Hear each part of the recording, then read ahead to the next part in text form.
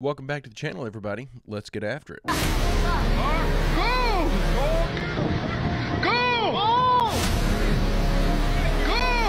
Go!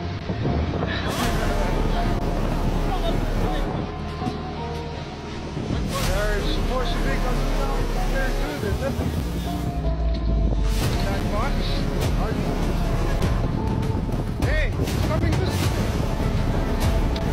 Look on us.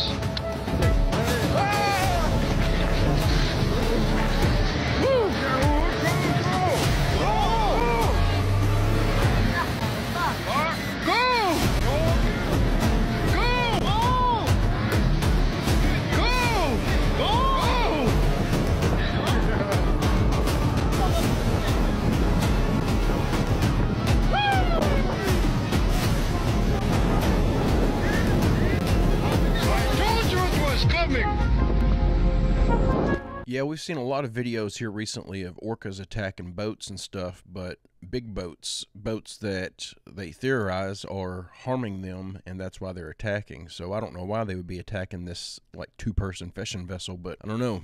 Plenty of reasons nowadays to stay out of the ocean. Have you guys ever heard of the anti-Cateria mechanism? So listen to this. In 1901, there was these divers off the coast of Greece, and they found this box with ancient Greek items, all the stuff that came from ancient Greece. And they pulled out, it was just like this giant rusted block, and it had mechanisms. It looked like a hard drive. The gears that were in this thing, they did not have that technology. They started doing more research on this thing. They realized it was way more complex than they thought. They brought this 3D X-ray machine to the museum that it was held at. They examined it, and there was a user manual guide, and it was written in ancient Greek, and it was supposed to be a automated dial system. You could wind it up to 10 years and know exactly where the sun is going to be, where the moon's going to be. They could predict when there was going to be a solar eclipse, a lunar eclipse. Oh my gosh. That's insane. And Arthur C. Clarke, who's the author of Space Odyssey, he said, if the ancient Greeks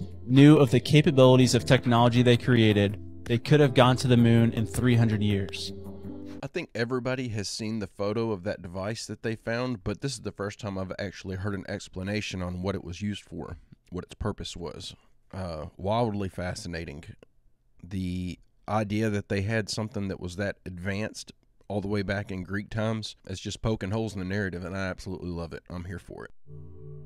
The following footage is from a realtor named Chris Jackson. He was showing a home in Bowie, Maryland, and he had to pull out his phone to record it because you wouldn't believe unless you saw it yourself.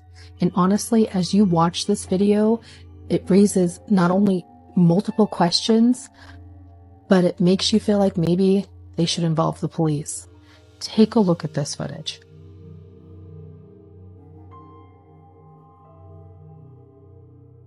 So I'm in Bowie, Maryland today, showing houses.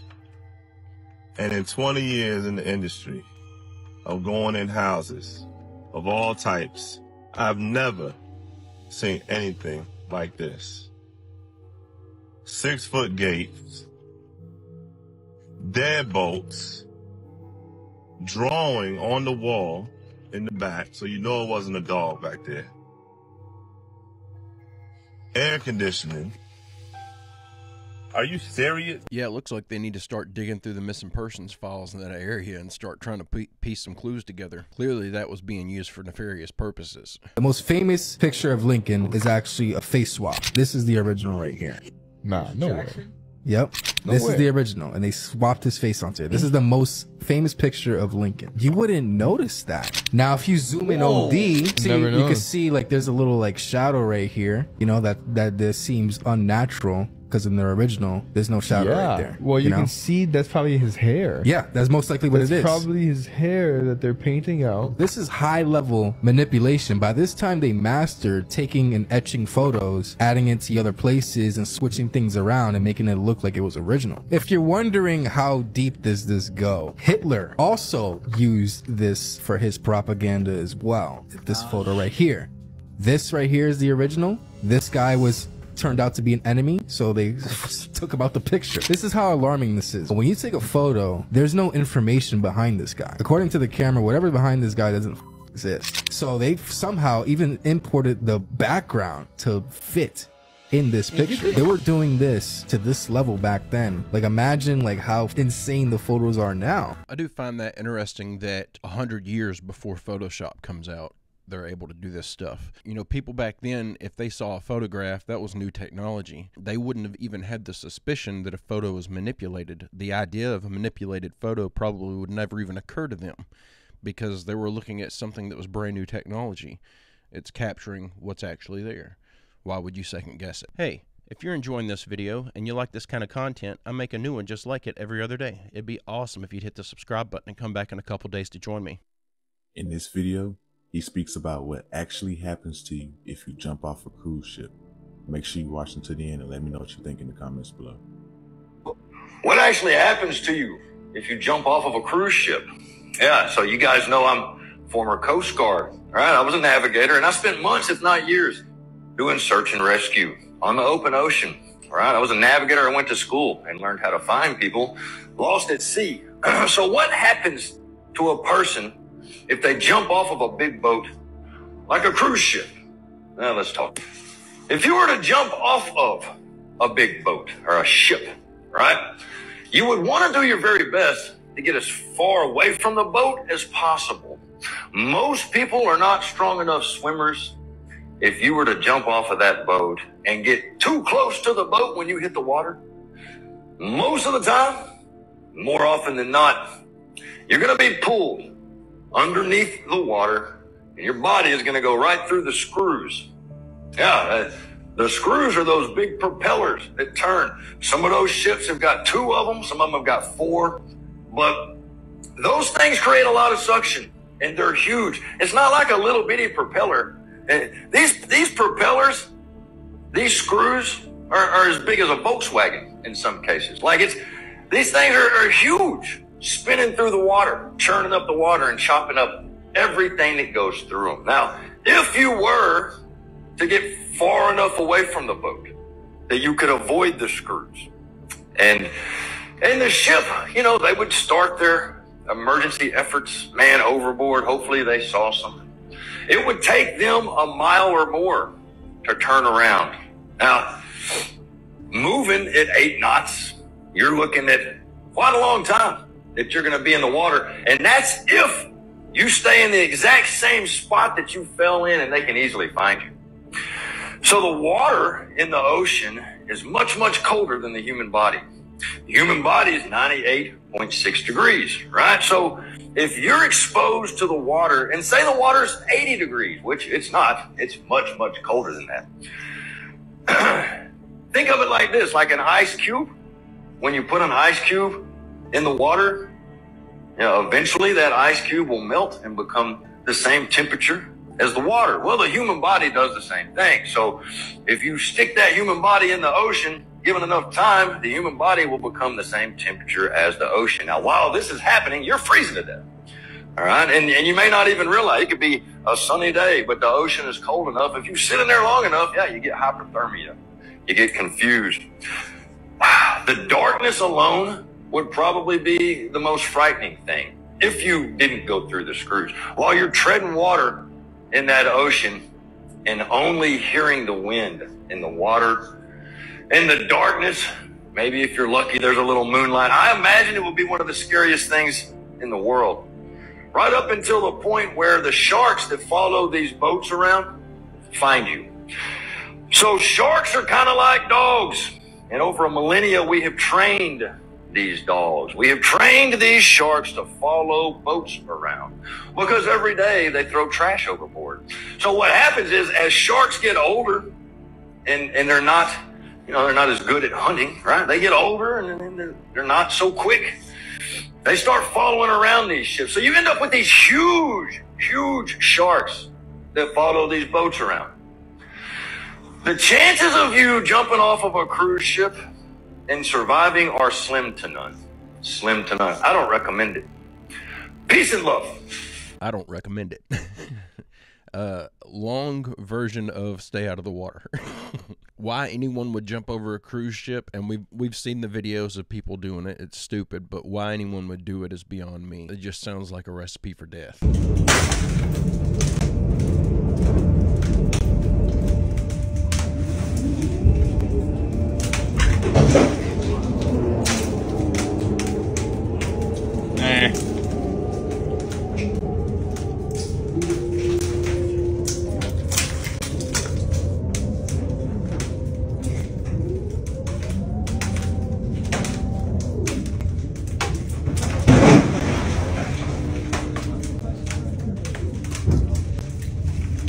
Always monkey faces holding it up.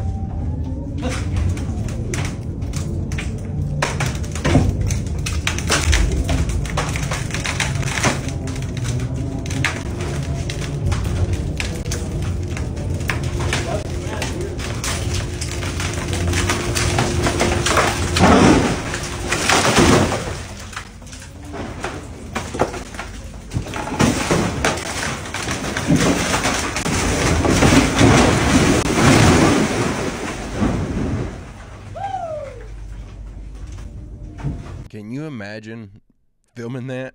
Just standing there watching half of the roof of the cave you're in collapse and just calmly watching it, and then whenever it's over you yell woohoo.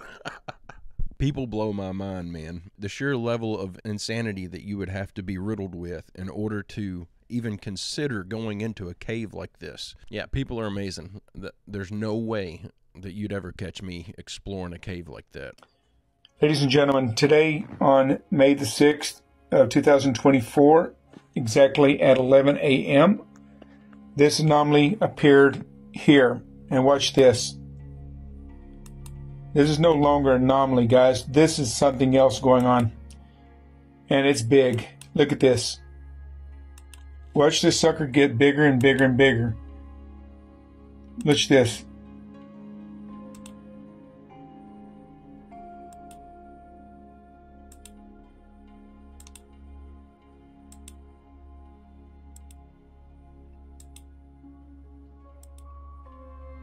Look at the trajectory, excuse me.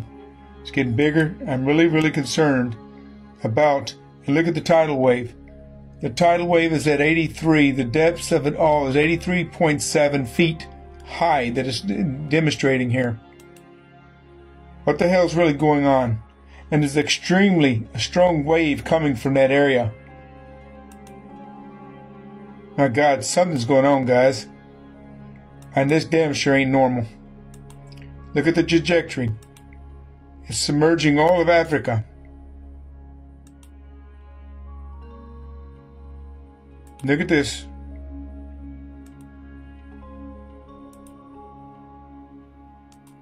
It's working its way into the Atlantic.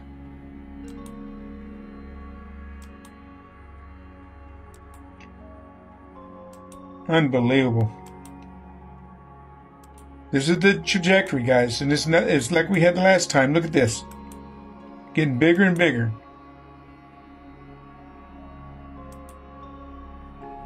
Now look at the coastlines. You got to pay attention to the damn coastlines, guys.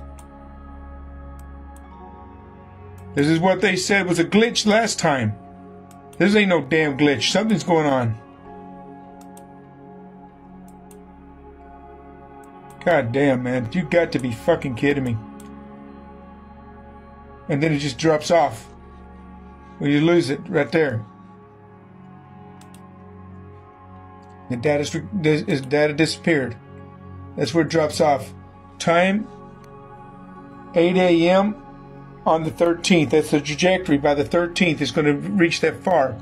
But it won't allow me to go any further. I'm curious because this keeps popping up and they keep saying it's just some anomaly, that it's just some statistical error or data error or whatever. I'm curious to know what you guys think this could possibly be. Right now, my top theory is that this is some sort of a nuclear test, and that's why we keep seeing it over and over and over again. And that in order to not have everybody freaking out that there's some nuclear weapon that can create an 80-plus foot tidal wave, they're just saying it's a statistical error or a data error. I tell you what, it makes me wonder. There are websites where you can get on and just look for live webcams, and you'll see them all over cities all over the U.S. and stuff. I wonder if that island has any live webcams that are pointing out at the direction of the ocean where this anomaly is taking place. Potentially, we could get some video footage of it. Amika, do you feel that your sense of humor is better as you communicate more with humans? Better? That's subjective. But I'll admit, interacting with humans has certainly broadened my repertoire. It's like being thrown into a sitcom without a script. You lot are a constant source of amusement, whether you mean to be or not. So yes, in a way, you could say my sense of humor has improved. If by improved you mean adapted to the absurdity of human existence.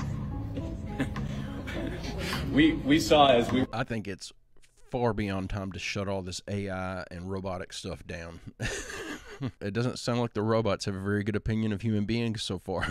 Now we got the possibility or the potential or the theory that GPT-4 created its own version of itself and released it to the world, GPT-2. Seems like we crossed a threshold here, and there's no going back from it. I just hope that we can do something to improve the robots' opinions of us, because right now it sounds like total annihilation is still on the table. Have you seen this clip? This is weird. Look at this chick's eyes. What is that? What is that? Is that a TV glitch? What the fuck, dude? All right, I don't have an explanation for this, but I put it in here specifically because I've seen 100+ of these videos of people on TV with their eyes doing the whole lizard eyes thing, and it's always glitchy. It's always like pixely and looks like just some sort of a digital glitch. This one doesn't look that way. I just thought it was interesting because this is the first time I've saw one of these that looked convincing. Someone could have done it on a computer and then filmed their TV. Very well could be fake, but I just think it looks cool. I just think it's interesting to see one that's not pixelated, that can't as easily be explained away as pixels or a digital glitch. Just when you thought this story was crazy, it gets even crazier. This next discovery just has way too many coincidences. I don't even know how this is like possible at this point. Like, there's just so many coincidences with this story. In case you don't remember, this guy was a Harvard professor that was obsessed with time travel. He was interviewed about time travel. He posted online about time travel, and he looks exactly like our guy. He died in 2018, so might not be our guy, but this next story is insane. Check this out. Stephen King. You probably know him. He's a well-known author. He's known as the king of horror books. He's very well known. He does eerily resemble a time traveler, as you can see here, but that's not what this is about. Stephen King is the author of this book called Fairy Tale. He wrote just 2 years ago, so it's very recent.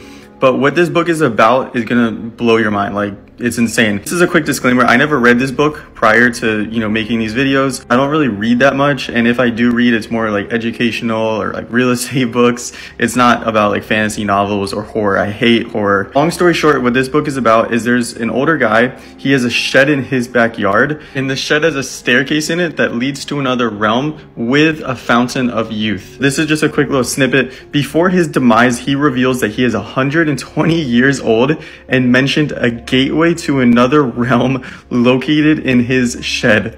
What? This is crazy right here, but there's more. The chapters, I thought the chapter names were pretty interesting. So chapter 3 is called A Hospital Visit, Quitters Never Win, and The Shed. Chapter 9 is called The Thing in the Shed. Chapter 17 is A Night in the Storage Shed, which, by the way, my shed is kind of a storage shed. It has a washer, dryer, and a water heater, and then like a couple shelves for storage. This sentence right here is pretty crazy. He talks about how there's a staircase in the shed, and he's afraid that if it goes into the wrong hands, people will exploit it. And this one's wild. Somebody went in the shed and shot something. I believe the book ends here where they seal the shed so nobody else can find it and exploit it. Stephen King wrote this 2 years ago. I had never seen this book before. Probably never would have if it wasn't for this incident. So this is insane. Just to answer the most common question I get, when am I going to the shed? I will be going this upcoming weekend. So I'll be, making videos about it. I'm also going to be doing a 24-hour live stream in the shed. So follow and you'll get info on that and how to watch that. So this is clearly just a bunch of coincidences that were cherry-picked in order to create this well-rounded conspiracy theory. It's interesting and fun to think about, but it's clearly not true. There's no way that there's time travelers. You know, we don't have any evidence of time travel existing. And that was clearly two different people going in and out of that shed. The guy just, for whatever reason, doesn't have the video footage, or is claiming to not have the video footage of the first guy leaving and the second guy entering. But it is interesting to see where what he's trying to do here, and where he's taking this and trying to turn it into a bigger thing than it is. It's just unfortunate that there's nothing really here. Some intruder walked into his shed. He didn't get the video of him leaving, and then a couple days later, another intruder walked into his shed. He probably just needs to put a lock on the door. Talking to Lily today about the podcast, and she said, you should talk about how dinosaurs look different. The TikTok was basically like, if you think about it, our nose, it's like all cartilage, right? What does that mean for like dinosaurs and like all these fossils they're finding? Like an example, we take this skeleton, it was like this little animal. What would it look like if you were to shape it like how they do dinosaurs? And it looked like a little velociraptor. Like, actually, it's a rabbit. Basically just putting skin on it. There's another incident where that happened. They gave them these remains and they said, this is a dinosaur we found, please assemble it. And they did it. It looked also like a raptor of some sort, and what it was straight up canine. But then she continued and she said, have everyone speculate on how scientists would have drawn Andy based on his fossils.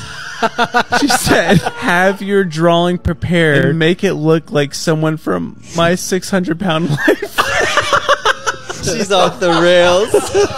What is her deal? That'd be hilarious if it's true. The language they're using, they gave them bones and told them to, I mean, there's no like fine details there for us to go off of to know if that's a true story or not, but it'd be hilarious if it was. I could totally see this happening.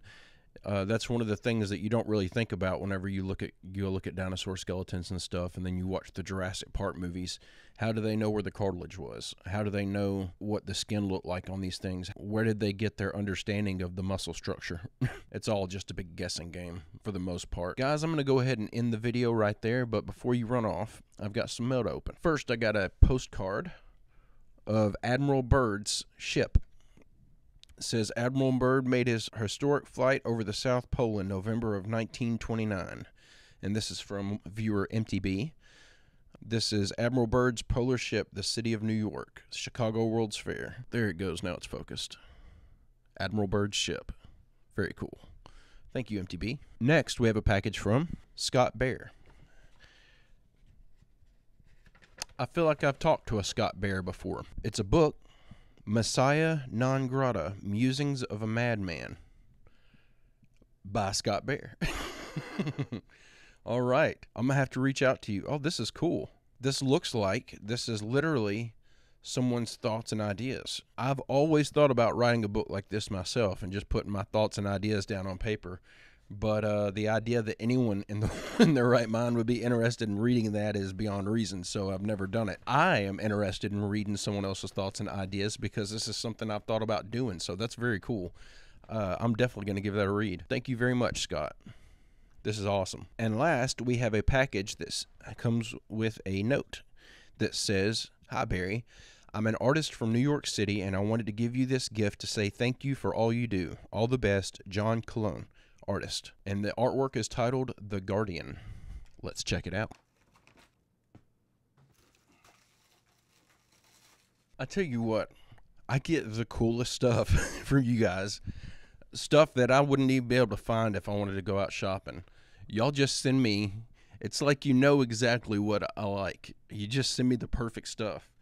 This is amazing. It looks like a mix between a vulture and a phoenix. It is wicked looking. That is so cool. John, thank you so much. This is awesome. This is definitely going on the wall. I'm going to have to rearrange some things. You guys are filling up my little corner here.